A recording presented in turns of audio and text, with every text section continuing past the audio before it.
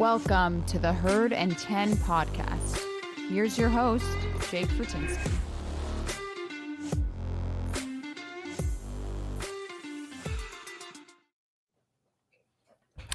Hey everyone, welcome to another episode of the Herd and 10 podcast. I'm your host, Jake Fortinsky. You can find me on Twitter at jfortinskyNFL.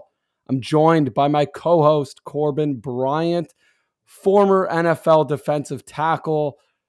Corbin, this is the end of a season. This is the end of the NFL 2021-2022 season, and it's heartbreaking. This was a wild game. It was one of the greatest games I've ever seen, maybe the greatest.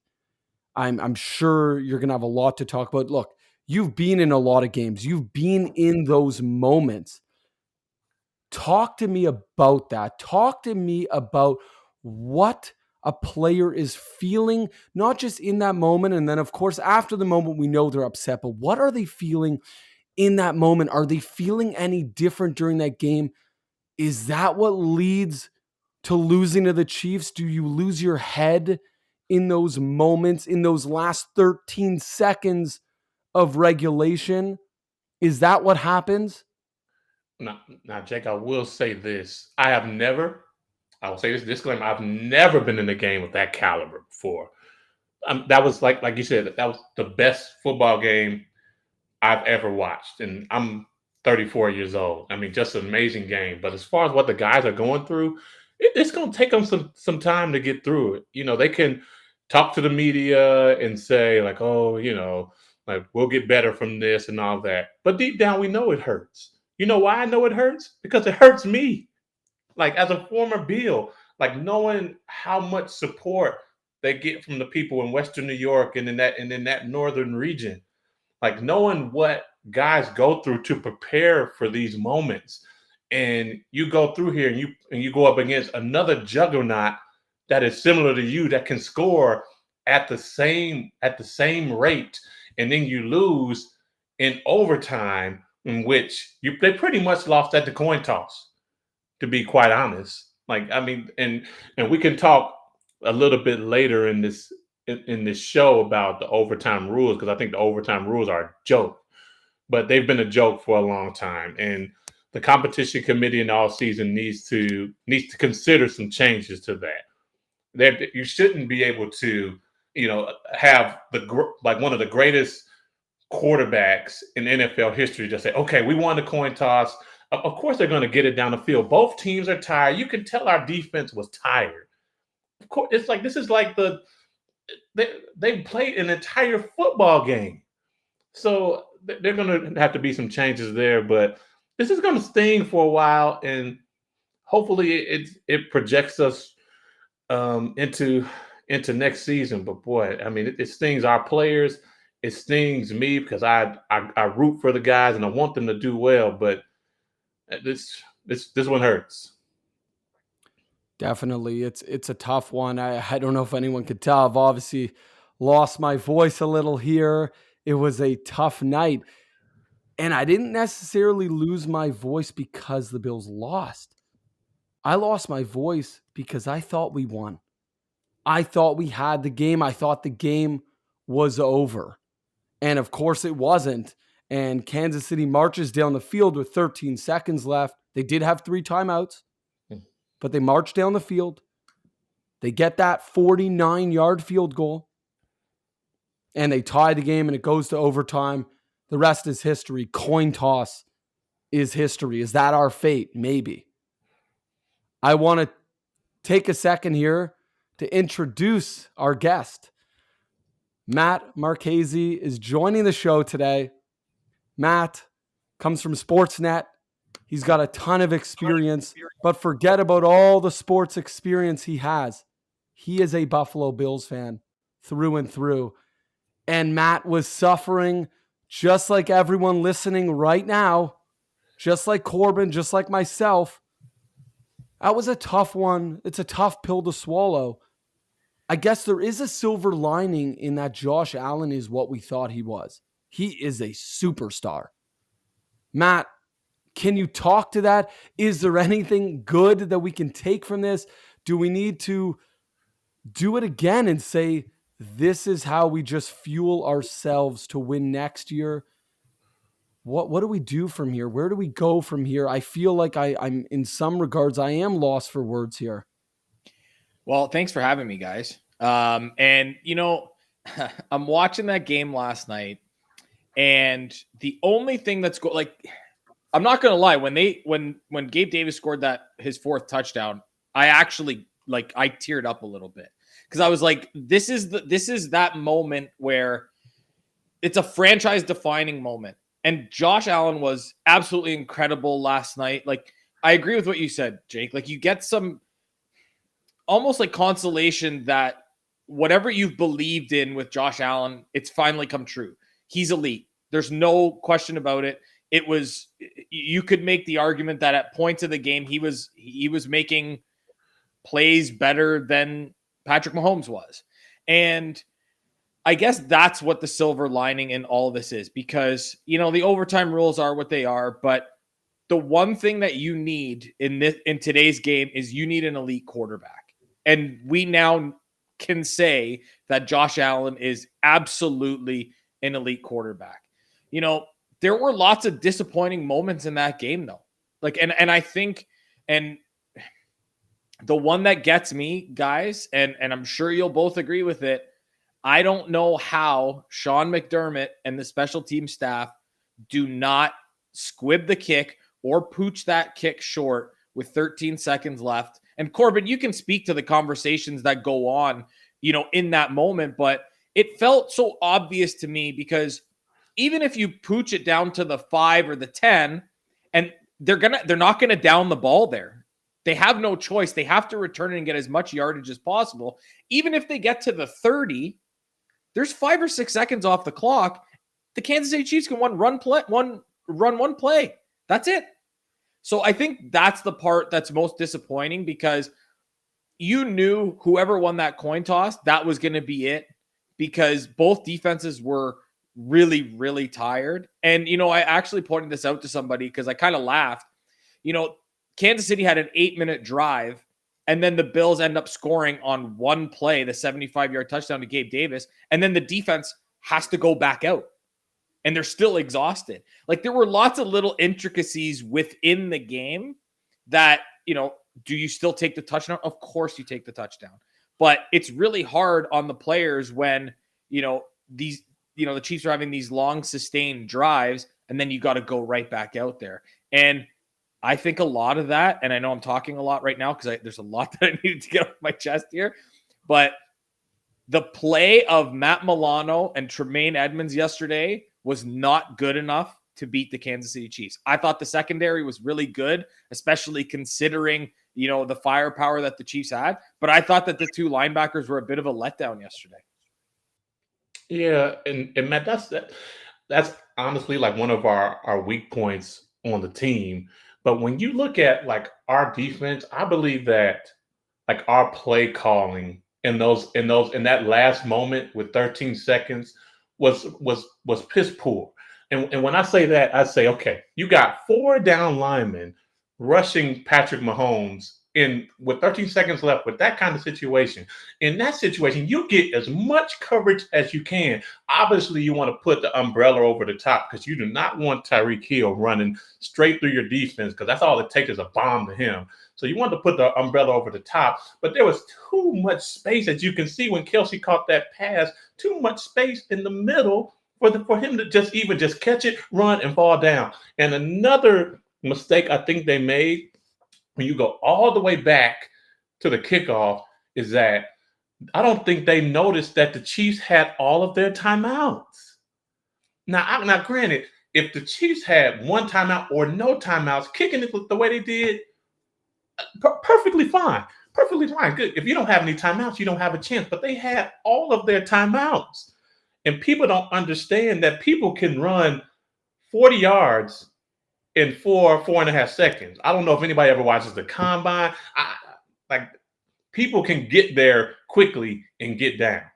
And when you're playing with a a quarterback like Mahomes and the type of receivers and as fast as Tyreek Hill was, I saw Tyreek Hill run faster than I ever saw him run before yesterday.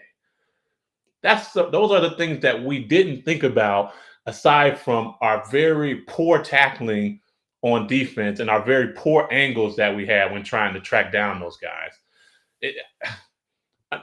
Again, it's frustrating to even talk about, but there's going to have some decisions to be made in the all season when it comes to the second line of our defense, like you stated, Matt.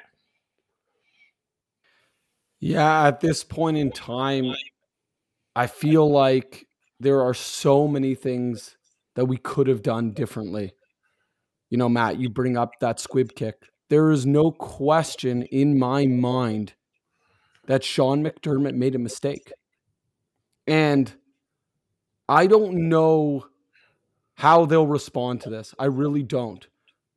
I knew how the Buffalo Bills were going to respond to the way they lost to Kansas City last year because they got pummeled by Kansas City. That's not what happened in this game. The Buffalo Bills had this game. They should have won this game. And I know they lost, but I still believe they are and were the better team. I don't think they got outplayed, but I do think they got outcoached. And unfortunately, we are getting to this point where I love Sean McDermott. I love what the Buffalo Bills have done. We are now a contender every single year. We can't forget they've made the playoffs 4 out of 5 seasons. When was the last time the Buffalo Bills made it that many times? Probably 20 plus years. And that is amazing. And that's unbelievable. And I'm not going to say this is a failure. I don't think this is a failure, but it's certainly not really a success. We did not make it to the AFC Championship. We did last year, although we could consider this to be that because it was the Bills versus the Chiefs, which, in my opinion, are the top 2 teams in the AFC, arguably the top 2 teams in this playoffs. I believe the Chiefs are going to the Super Bowl. I believe they're probably going to win the Super Bowl. And I think it would have been the same road for the Bills.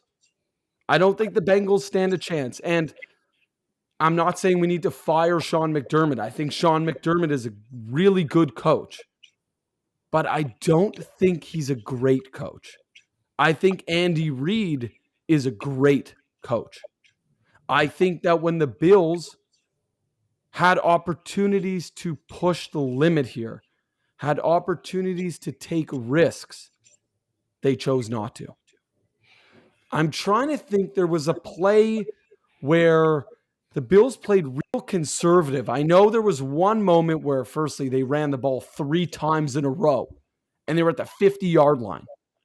That, to me, is just too conservative. It's not going to fly against a team like the Kansas City Chiefs. The first drive, the Bills had guts. They were in a situation in 4th down. They went for it. They threw the ball. There was a point in that game where there was this lull. And we've seen it before from McDermott's Buffalo Bills, where they just don't take the chances they need to take. I think Brian Daboll is probably gone because I think he's going to get a head coaching job. And I don't know how people are going to feel about this. I don't know how you guys are going to feel about this, but I'm thrilled. I'm done with Daboll. I don't think he's the guy. I don't think he's the answer. I think he's great because Josh Allen's great. I don't think he makes Josh Allen better. I think that there were times that he handcuffed Josh Allen in that game. Are you really going to tell me Josh Allen's not the best player on the field last night? He is. And he was the best player on the field last night.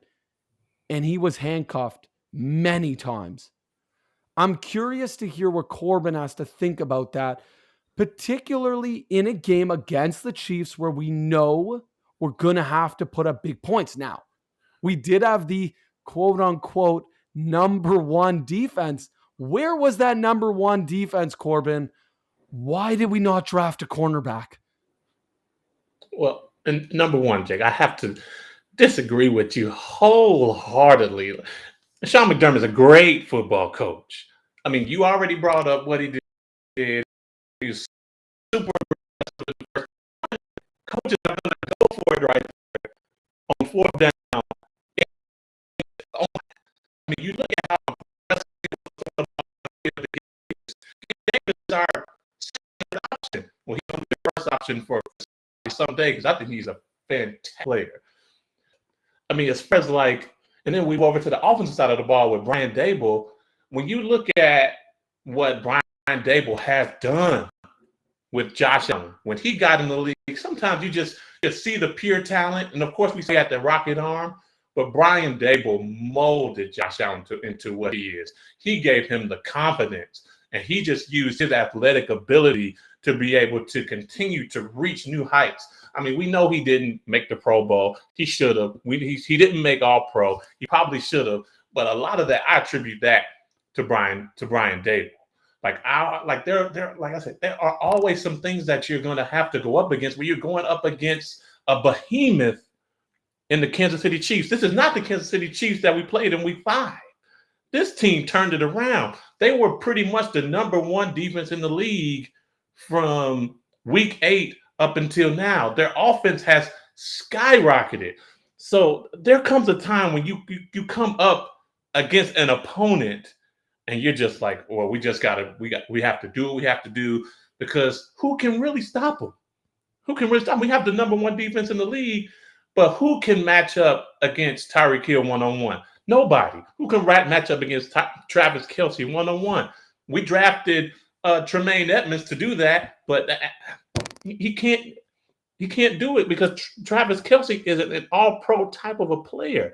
So pretty much in those type of games, like I have been explaining week after week after week, when you play against teams that are that explosive, you kind of just have to let them get their little bit of yards while they can and beat them in the red zone. And we had them in the red zone at the end of the game in overtime. But did you see that throw that Mahomes made? Did you see the throw? There was nothing that Matt Milano could do. There was nothing he could do. That throw, that was the perfect pass. So to ask somebody to defend something that's perfect and be, mad at him about it, I can't be mad at that. That's a play that we used to call, when people used to make plays like that, we used to see Rodgers throw passes, Brady throw passes. You call he's just better than you on that play. That's just what we used to say. Like if somebody gets beat on the route, like Gabe Davis beat Hughes on that route to the end zone, he was just better than him on that play. And like we said, the better team had the ball at the last moment, and there's nothing that we could really do about that. What are your thoughts on it, Matt? I agree. I think Brian Dable did a heck of a job with this offense. The offense wasn't the problem yesterday. And I think I know the play that you were talking about, Jake. I think it was when they ended up running Isaiah McKenzie on 3rd and short. And the play calling didn't make sense to me there. But you can make the argument, because I know Andy Reid calls the shots on offense in KC. They had a really stupid play where they tried that speed option with Noah Gray, and that didn't work. And it's the reason why nobody's calling out Andy Reid is because they won. And the McDermott stuff is interesting because I battled with it too. I do like Sean McDermott as a coach. I think he's a great motivator. I think guys like playing for him. But when I look at the playoffs, the last 3 seasons with Josh Allen as the quarterback, there have been glaring moments. It's not the whole game, because last year the glaring moments were not going for it on 4th and short and settling for field goals when you're playing the Kansas City Chiefs, and that's not going to work.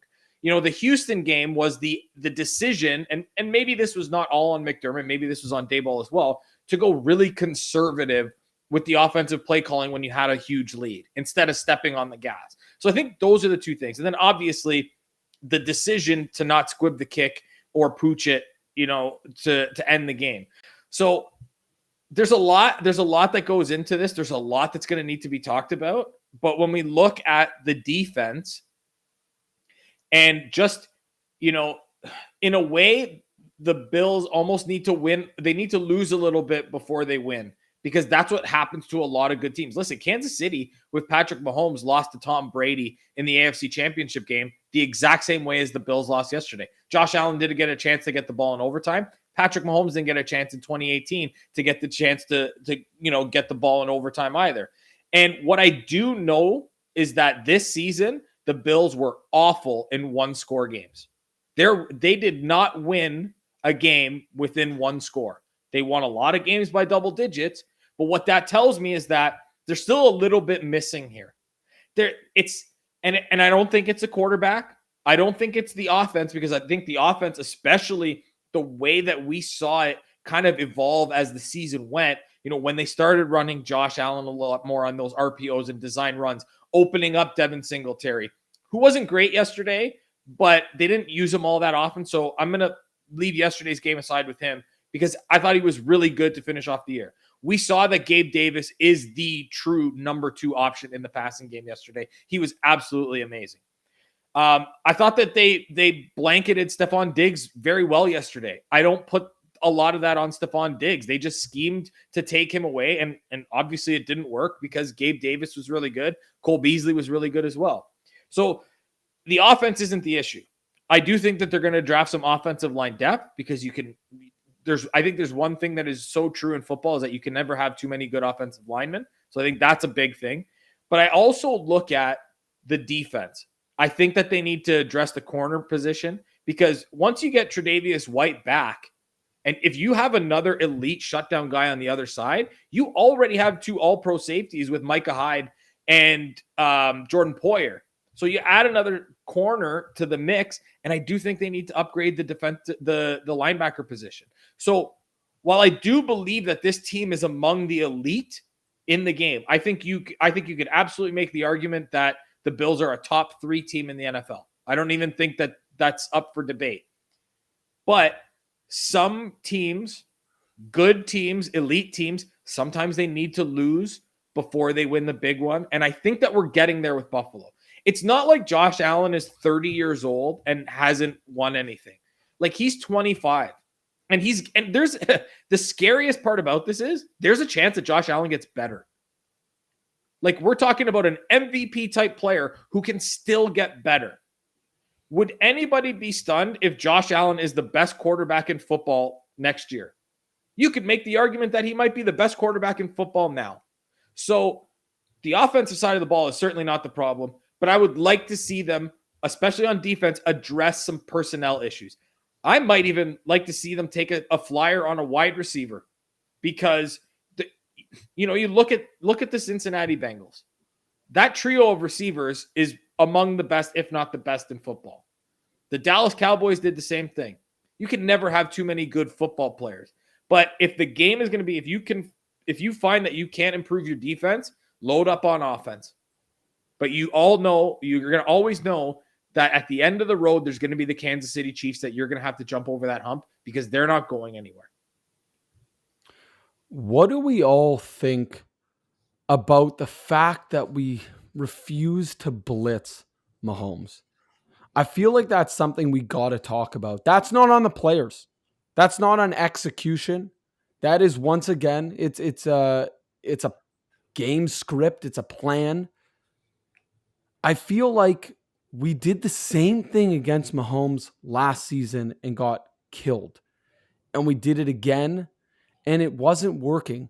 Mahomes didn't make a lot of deep throws. He didn't have to do that much. Of course, he ran really well, particularly on that first drive. But outside of that, I don't look at the game and go, oh my God, Patrick Mahomes crushed us. He picked us apart. I feel like we gave it to him. They always say, take what the defense gives you. And we were giving him everything. He made some good throws. Don't get me wrong. I'm not trying to say he's not great. I'm not trying to say he didn't make big plays. But when you look at the majority of this game, most of his throws were dinks and dunks. He was throwing it a few yards here, a few yards there. We were almost playing this like cushion the entire game. It was like we were so afraid to get beat deep that we thought, okay, we're okay if we give up 4 or 5 yards every play, as long as we don't give up the deep play. But if you do that, they're still going to march all the way down the field. You have to, at some time in the game, you have to press. And I look at the last 13 seconds. We got to talk about that last 13 seconds specifically, because of course we've covered the squib kick, that part. But what about those 13 seconds where our defense had an opportunity to play defense and we chose not to? We thought, let's play it safe. Let's not give up a touchdown and lose. Let's just try to keep them in front of us, and maybe they'll not move the ball, or maybe they'll make a mistake, or maybe they'll kick a deep field goal and miss. Instead of just playing defense, not playing scared. How is it that Travis Kelce is untouched off the line? And I remember this vividly because I remember it, and I was also talking to my brothers about it right after the game. My oldest brother said, remember what Corbin said when we took on Kansas City in week 5? Corbin said, you have to hit him on the line right at the beginning of his route. And you want to know what the Buffalo Bills did? They sat 10 yards behind the line, let Kelce catch it, and then run for another 10 yards. And I'm not saying it's wrong to give cushion sometimes, but in that game, and Corbin already mentioned this, Kansas City had 3 timeouts. It's not like they couldn't go up the middle. It's like we pretended like we didn't need to stop them from moving it 40, 50 yards down the field. We just thought, oh, let's not give them a touchdown, but we'll give them free yardage. No problem at all. We'll leave Kelce wide open. We'll leave Hill wide open. Those guys, they're not going to beat us that way. They're only going to beat us if we leave them open 30 yards down the field. So I feel like there was either a miscommunication, there's something, because McDermott did call a timeout and then we didn't do anything. What happened there? Like, Corbin, what exactly happened? Was there honestly just a miscommunication? Was it just a mistake? Did they do it on purpose? Did they just play it safe? And, if we win the game and they had to kick a 60-yarder, you, Matt, and I are sitting here and we're going, wow, the Bills did it. They played the cushion. They shut it down. Like, it's easy for me to pick them apart now. I get it. Obviously, I'm being negative. I get it. We lost, and we have to accept the fact that, not everything's going to be perfect. And Matt even mentioned, we're not talking about that. Andy Reid made bad calls too, and they won the game. So we're not going to blame him. So I'm not going to blame McDermott on this game. I'm not going to completely blame coaching, but something happened there. And maybe it was a miscommunication, Corbin. Well, Jake and Matt, it was not a miscommunication. The Bills were playing prevent defense. So the guys were just doing their jobs. What I said before, the major problem in the last 13 seconds was, number one, we're not even talking about the play before with Kelce. They threw a screen to Tyreek Hill. Like, I mean, what a genius play to get a bunch of guys, big guys, in front of Tyreek Hill to block for him so we can get as many yards as possible. Tyreek Hill kind of looked like he was a little mouse trying to get away from 5 people in a house. Like, that guy is so elusive. And when you get the ball in his hands with guys in front of him, you saw the punt return. They put him back there for a reason. I mean, my goodness, the guy is just a phenomenal athlete. So when you look at what Andy Reid is thinking, he'll say, okay, I got 13 seconds. I got 3 timeouts. I'm going to throw the ball up the middle for a screen to Tyreek Hill, get as many yards as we can, call a timeout, and then we're at the Kelce play. Okay. So as the Bills defensive coordinator, what I would have been thinking is, okay, we need to make sure like I said weeks ago, we need to hit these guys at the line and play coverage in the back end, because if we can hold these guys up and give our defensive line a chance to get home or even get close to the guy, to Patrick Mahomes, then we will have a chance. But I thought our defensive line played well, but man, when I look at some of the other defensive lines across the league, like LA, did you guys see that game yesterday? I mean, my God. I mean, granted, Tom Brady didn't have his right tackle, but those guys were all over Tom Brady in the backfield. It was unbelievable. Like, we have some guys on the defensive line, but we don't have any guys like that. And when you don't have guys like that are just game changers, it's really hard to say, okay, let's rush 4 and see if we can get pressure. So at that point, okay, maybe we rush 3, maybe we even rush 2, and let's make sure we double these guys, double Kelsey, double Tyreek Hill, have one person on the top, one person underneath, and make sure he has to go throw the ball to somebody that he doesn't want to throw the ball to. Now, granted, Patrick Mahomes has a lot of confidence in his guys, but you know who he's looking for in crunch time. It's 87 or 10. And we just let the guys just run free. And anytime you let guys that are all pro run free, I mean, you're going to be up the creek.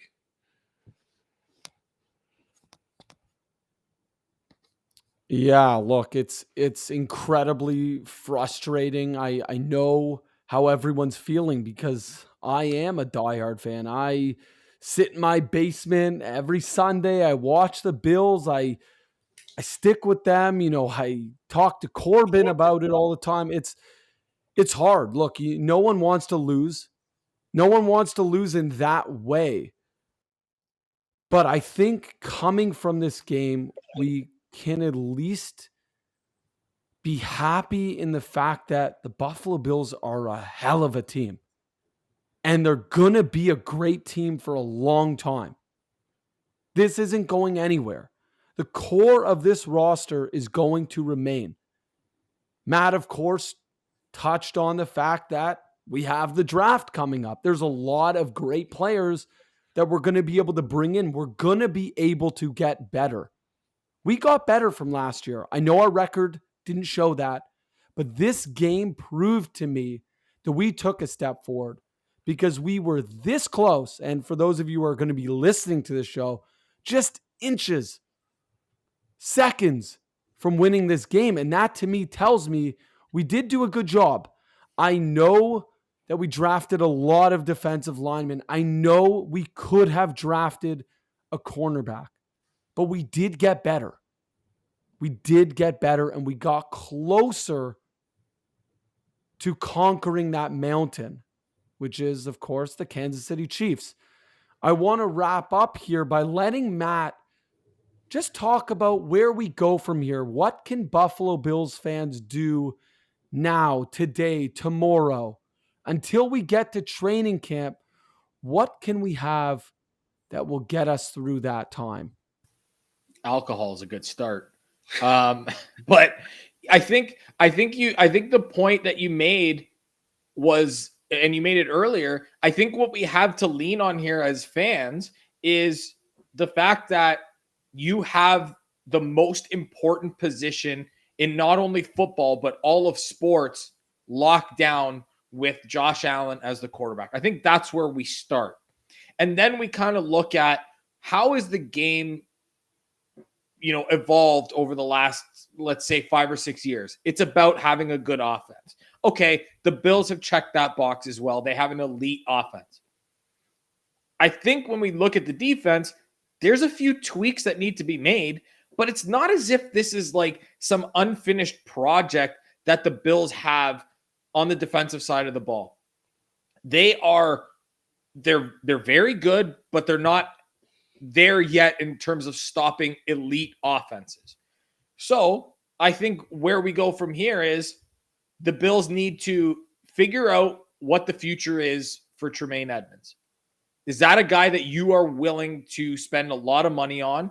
Do you need to bring in somebody specific? I know that Luke Kuechly had been at camp and he has done some work with Sean McDermott. I would love Luke Kuechly as a part of this staff to really help a guy like Tremaine Edmunds and even Matt Milano take that next step.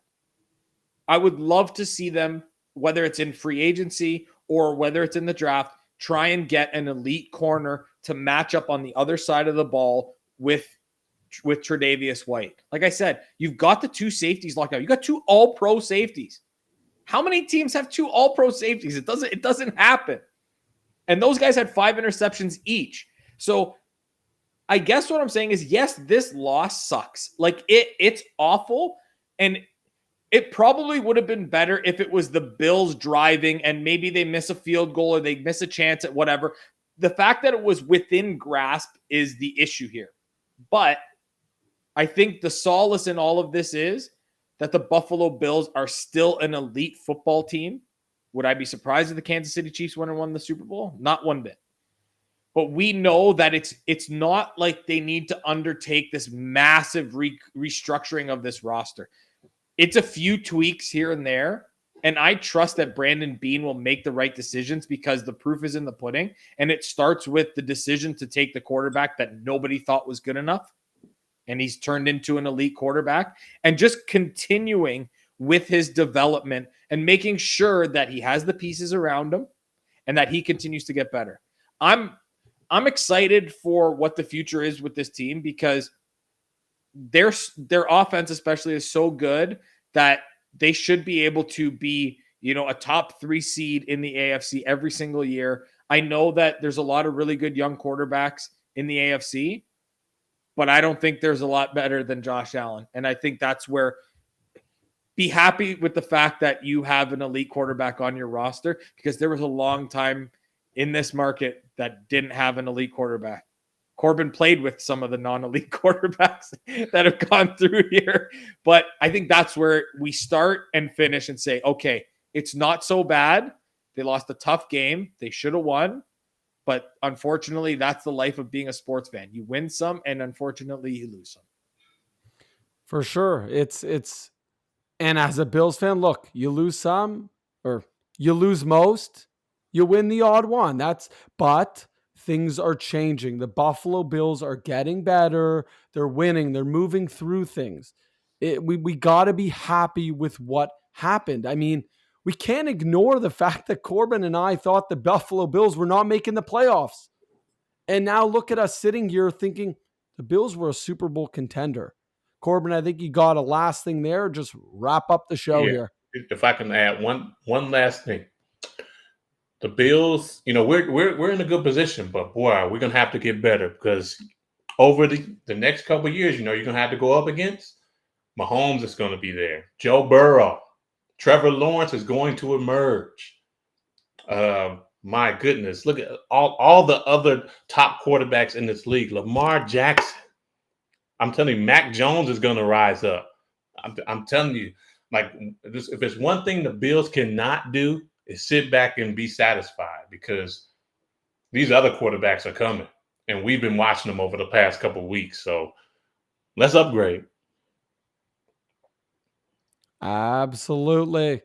All right. Thank you, everyone, for listening. Matt, thank you so much. You can check him out at Matty Marr 89. He's always on Sportsnet 590, so you can check him out there.